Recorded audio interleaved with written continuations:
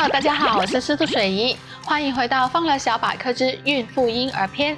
在上一集呢，我们已经讲了婴幼儿使用精油时的一些注意事项。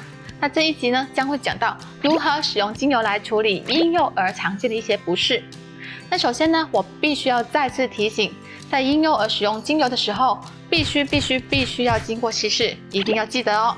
所以我们就开始今天内容吧。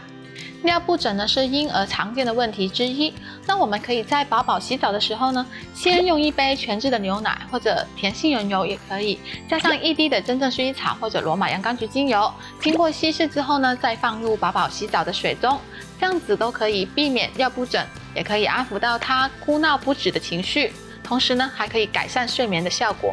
再来，如果婴儿呢他有咳嗽、感冒或者其他呼吸不畅顺的时候，那比较安全的做法，我们可以在婴儿床的床单上滴1滴合适的精油。那比如像茶树、真正薰衣草、罗马洋甘菊、柠檬、乳香等等。那我们可以选择以上任何一款都可以。宝宝可以借助呼吸的方式去吸入精油，那这个方法呢非常安全。我的女儿呢，在几天大的时候，我就开始这样给她使用。或者呢，你也可以低浓度的去矿香精油，都可以舒缓她咳嗽或者感冒的症状，这样还可以促进宝宝的睡眠。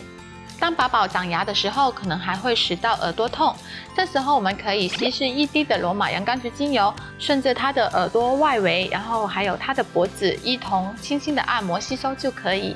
当孩子有肚子痛的时候，我们可以在乳霜或者甜杏仁油中加入1滴的真正薰衣草或者1滴的罗马洋甘菊精油，通过稀释之后呢，以顺时针的方向轻轻的按摩。一般这样的情况呢，很快就可以得到改善。如果上面讲的情况持续严重的话，一定要去看医生了。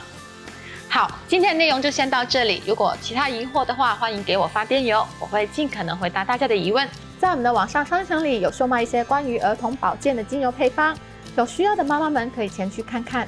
下一集呢，我们将会讲到婴儿在长牙的时候会遇到的一些问题，妈妈们千万不要错过咯。好，那我们下一集再见，拜拜。